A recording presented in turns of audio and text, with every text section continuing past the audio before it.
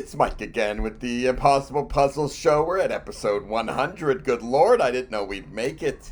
And we have a special guest. We will allow you to introduce yourself so I don't botch your name.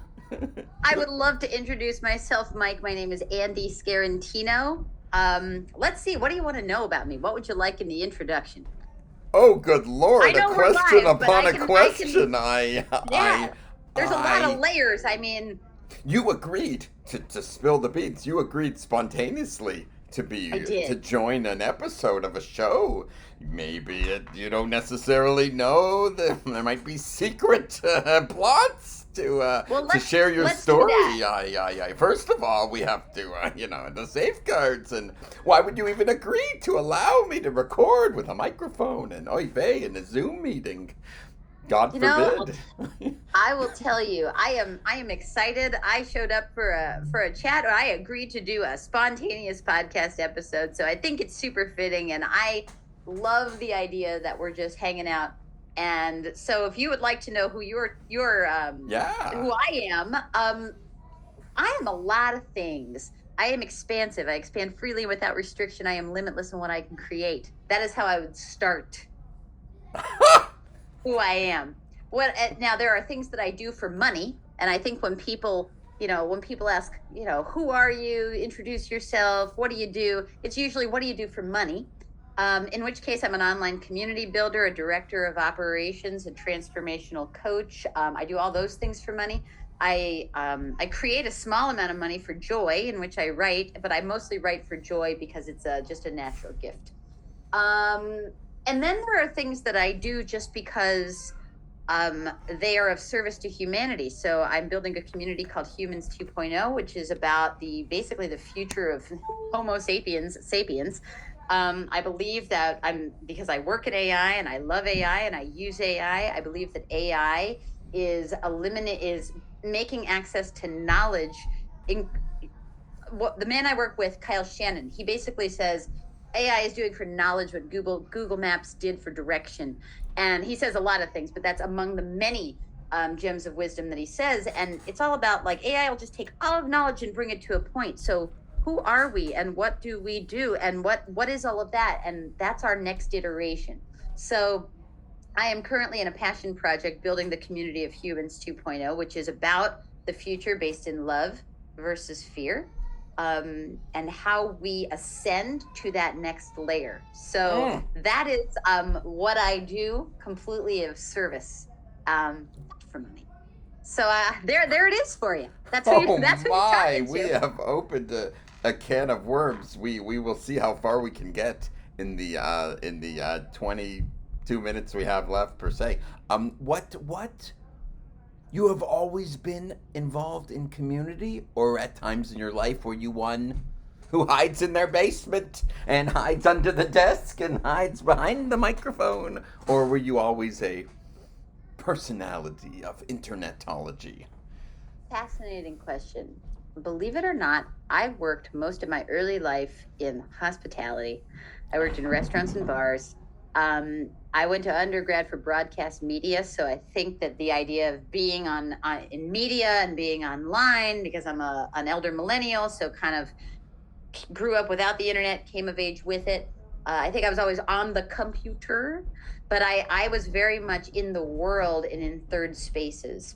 And then I reinvented myself and my career around the pandemic online, and building online communities happened kind of by accident. Like I built a women's coaching community called Day One, which ran for a year. It was a daily community that went every day for a year. It was very powerful, incredible cohort of people. And then that just gave me experience. And then I started just being in and working in online communities. So right now, I'm the director of operations for a 4,000 person community of AI optimists. And before that, I had, it's a beautiful community called the AI Salon. We're the human side of AI. I mean, we're really about putting humans at the center and having AI amplify your greatness and genius. And it's a beautiful heart-centered community. And so that was my fourth community. And now Humans 2.0 is my fifth. And so I think the holding the space is very similar to holding the bar space. Like it's very similar to holding any social space. Like I am a holder of space. So that's how I kind of got into What is community. yeah, yeah, fascinating. And what is your philosophy of community? What is your definition of community? That's a great question. I was asked this recently. And again. And again, and there's a couple of layers. So community and audience are different. Um Mhm. and a community is a group of people that share a culture, and they share yeah, I think that it really is that they share a culture. I think that that's what I got to with it, because there's Culture. there's a lot of layers, but the era of social media created a lot of audience, and people would say, well, this is my community, but it was really just an audience. Like it was a person that was writing to or talking to a group of followers, and that's not a community. A community is, the word communal, like everybody is contributing to this ecosystem, and in the ecosystem there's usually a leader, and that leader usually creates the culture, and that leader is somebody that kind of stewards the community. And so, like, what's the definition? I want to say it's a group of people that share values, but after building Humans 2.0, I don't even know if that's necessarily true, because we share many values in Humans 2.0, but it's the first community that I've built which is not built on something external. So the AI salon, Oh, we're AI is a common external. And there was a community that I worked in, and I was also a member of it doesn't exist anymore, called the Coaches Operating System. That was a community for coaches, and we were learning to create revenue. So like that was something external. And but fascinating.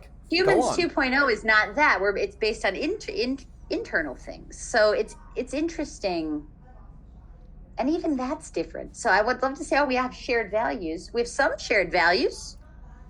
It's very Fascinating. big. Yeah, that's a lot. It's Sorry, I don't know if I did well no, in answering. no, no, no, no. Do not apologize. You. Interesting. You are talk. You have mentioned also that you're not afraid to say I worked at a restaurant or I worked for a few years doing this. Never. And you're not one who blurs their background and has a fake background of them pretending to be on a beach or pretending to be a business lady. You are just like raw books, screens, posters. You are just yourself and amazing. And what are your thoughts? I know people where they have like paid groups. Okay, $30 a month or $100 a month. I've seen where it's like a community. Then you have other groups where it's like, oh, commit for the year. $1,000 or $10,000 or even more. And then your style of community. How are you structuring your pricing and your sort of gatekeeping of your Well, community? that's interesting. So it's always different. So the way that I look at money when it comes to community building is, what is the purpose? Like, so really, like Mm. what's the purpose of charging money? Like, why are you charging money? So if you're charging $30 to be in a community just because you don't want it to be free, there's nothing wrong with that. Just be aware of why you're doing it. So if you're charging $30 a month for a community, maybe it's because you don't want bots in your community. Maybe it's because you don't want just passive lurkers in your community. Like sometimes money plays a really valuable role in your engagement in a community, because if somebody's invested, then they'll more likely participate. Now, a low dollar amount, I've been paying Planet Fitness $20 a month since 2015, and I never go. Like I run. I'm a runner. I run outside, but like that's a low amount of money that since 2015 that gets auto deducted from my bank account, and I don't even recognize it. So if you're going to charge $30 for a community, that's probably not going to do a lot for you. That sounds like the person wants $30. Our communities, all the communities that I've worked on have been free, except for day one, which was a coaching community, and it was a coaching program. So day one was an investment, because people investing into coaching, they're going to take it seriously when they invest. Um, Coming against yourself is a pretty big deal. Most of us go running the other way when we have to come against ourselves. So the money works as an Yes. energetic component. I'm sorry, what's up? No, no, I'm just reflecting on the yeah, when you dig into another person and coaching and yeah, yeah, yeah. It's so interesting how how it's like the minute the like here I'm the host and you're the guest of a show that you may not that you are experiencing, but the host gets to hide behind the microphone and the questions coming, and I don't have to be Mike Merker. I can pretend to be a host and I can hide behind my Eggo waffles and God knows what. And but you are calling yourself a consciousness architect, and you are putting yourself out there on the LinkedIn and the Substack, and you are not afraid. You're not one. You're never hiding. You're just like boom, me, boom, done. No hide. It's fascinating. Consciousness. It's a gift. It's truly. Let me close the loop with the communities. What's the structure of community? All my communities have been free to join. Humans 2.0 is invite only, and right now it's a very small group. Um, but there are reasons for everything. So all of the communities are free. In the AI salon, we have a mastermind, and what we charge for that mastermind right now, that's just creating a more committed and also safe group of people. I find that when you've got thousands of people in a community and you charge a little bit of money for a program inside, it's not so much that that program is like that, like Mm. the dollar amount is less to do about what's being offered and more to do with the experience of the person. Like, I think it's all valuable, but I also think it's all relative. So I think that there's a couple of things it works to do. It works to create commitment and more, um what's the word, like more Buy-in. people buy Leaning. in. Buy-in, that's a word I don't like. No, it's more like Oh. Um, it mostly Participation. works to create, I want to say the word is safety. Like, the people that are in our mastermind feel more safe to discuss things that they might not. And then Oh. depending on what that community is designed to do. So some communities are designed to like really like facilitate massive transformation. And our Yes. community is doing that. And I think like the more people are invested,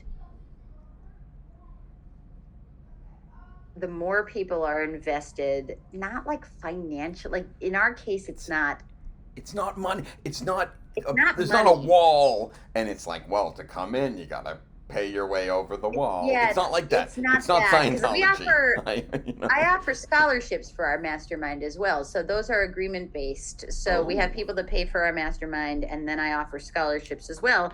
And then there's agreements. So it's not like the ideal isn't like money first, I you guess are is what I not wanted a to. transactional money first person. You're wanting righteousness over dead queens and dead presidents. You are very religious, perhaps? Spiritual. I was raised by atheists. So found spirituality later in life. You were raised by atheists? Good Raised by Lord. How do you atheists. I sleep at know. night? Where did you put your yarmulke? Oh my God, what the? It's fascinating Atheists? when you're raised without any like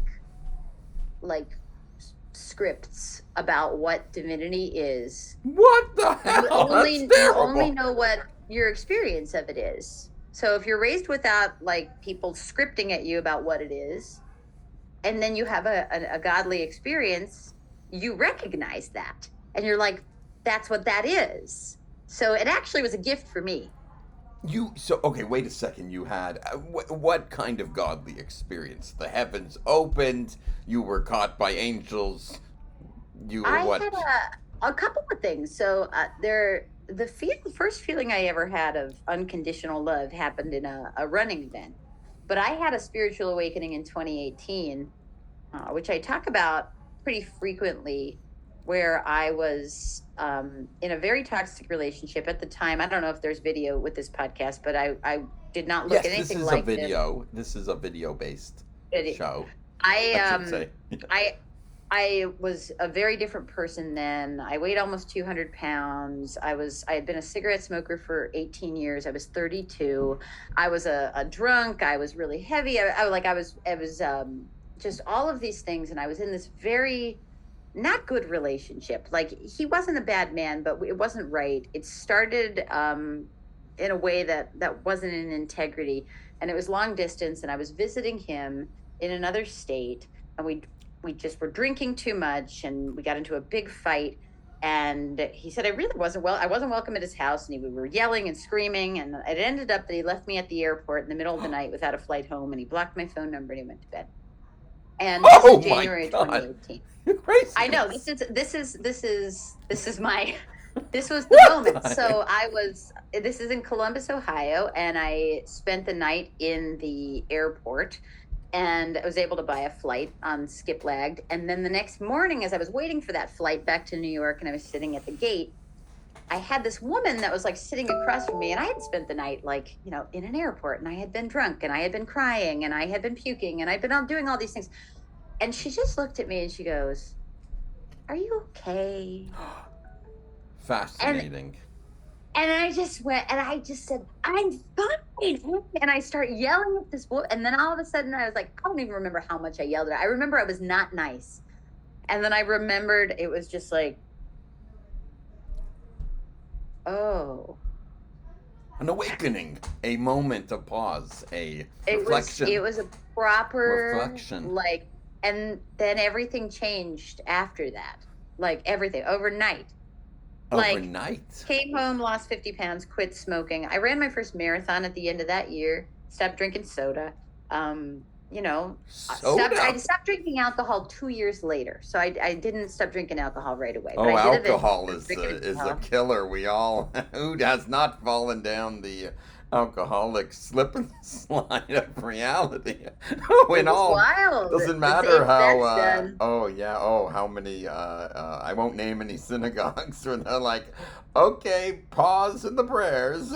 Line up the single malt Scotch. Merker's coming. Fascinating.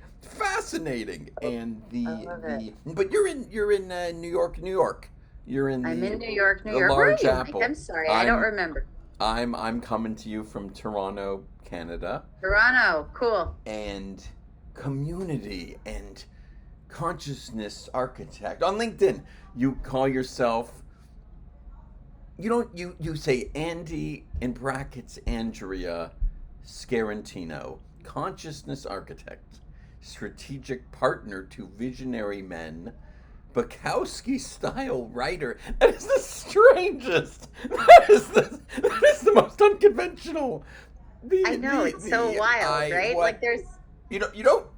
Is there a reason you wish to not, like, you don't say coder or founder or no, you don't say community. None of those words include community.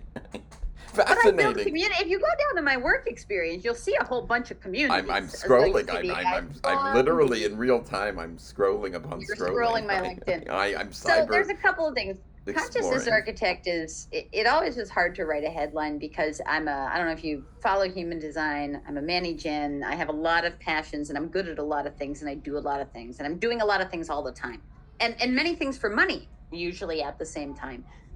And I didn't have a way to. I don't really have like one job. I'm self-employed. I have a lot of contracts, and so I know the feeling. It was hard. So I was like, well, they're all kind of threaded with consciousness. Like, everything is kind of about evolving our consciousness, like the consciousness of the planet.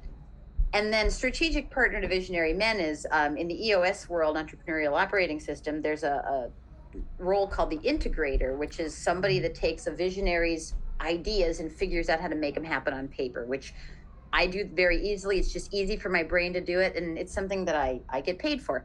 And the third thing, I am a writer. I feel very much like Charles Bukowski is a writer I enjoy, and I feel that some of the writing might mirror Bukowski style, but not all of it. So there is that. So that's why I described myself that way. And Bukowski, fascinating. I'm just reflecting on Bukowski. He's the guy who says that, what is it? Some people never go crazy. What truly horrible lives they must lead. That's the Huh. Charles Bukowski. Is that Yeah, is yeah, that yeah. Bukowski? I wasn't familiar I with that quote. I don't hate them in Barfly. Barfly, Barfly. Barfly. Is I've that read Post Office, yeah? Factotum. I've read Women. Yes. I've read all of his poetry, like He Love yeah is a yeah Dog he from has. Hell. I'm just reflecting on the quotes. It's like, do you hate people? And the character in Barfly, it's I don't hate them. I just feel better when they're not around. And I just thinking about community and connecting the dots. And what else? I have to search to find more. What matters most is how well you walk through the fire. You have to die a few times before you can really live. The people look like flowers at last. That's Charles Bukowski. Yeah, yeah, yeah. Yeah, yeah. You've read all his books. But you Not all. call your No, he's or very prolific. I have not gotten through even half of his books, but I've read a lot of his stuff. you would call yourself a Bukowski style I writer. would say I would say that in my life I have been a Bukowski, and I would say that I certainly have writing that is similar to Bukowski. Um, yes, I would say that. I would say that, but I would say that most of my writing is not Charles Bukowski. Most of my writing is Andee Scarantino. So Fascinating, and okay, we will have to schedule a proper, longer, less impromptu well, I have episode to in have the a follow future. up. Is this Of really episode 100? Am I the distinguished you, guest of you, episode 100? I mean, I haven't. Let me. I guess I didn't know that If was such a if thing. not, No, if I you got will the be. number wrong, You are, and it's is. good. You are, is, and will be forever on the Impossible Puzzle Show, episode 100. There will be others who said, "Oh, I not episode 100?" Merker, I've known you for 30 years, and I'm a. You can tell them it's because I just slid in there and I went, well, I'm available right now. In the last 2 minutes before we both have to jump onto perhaps less interesting and more down to earth And that's my requirements. and wait. Yeah. Before we do, I want to just say to your listeners, if I ended up being 102 because somebody that was more important to Mike became 100, then this conversation is irrelevant. You're We're 100. live. We're live. No, you're 100. I've already stamped You've and sealed decided. that. Forever. Tell me what is your two in the last? What is your freestyle rant as if you were a gangster rapper, minus the swearing and minus the scantily clad African American ladies shaking their tuchuses? What would be your wisdom to share to other aspiring community builders? What is your mantra? I didn't even think about what that could possibly be, but I would say if you're going to build a community, build it like you'd build a really good dinner party. And I got that from a member of our community. I'm not going to say her name because I don't have permission, but she basically said the ingredients for a good party. I was talking to her about the first follower concept. And that's the idea that you need a follower, like a first follower. Every leader needs a first follower, and then you need a follower of that follower. Yes. And when I was telling her about that, she said the ingredients to a good party. So you're going to build a dinner party. You're going to think about those guests, those first couple of guests, so that way you can make sure that your party doesn't absolutely suck. And you think about a community that way as well. Don't aim to build a 10,000 person community. Build like you'd build a dinner party, and you will eventually have a community that feels very welcoming because you build slowly and intentionally, like a lot of little dinner parties moving outward. That's what I would say. Fascinating. We will pause here. We will have a follow-up in a later time. We will pause here as the show of life must continue. All the world's a stage. Thank you. Well, thank you, Mike. Thank you, Andee. A pleasure. And Thank you for to be having me. continued, we will pause here. Episode 100, everyone. Locked and loaded.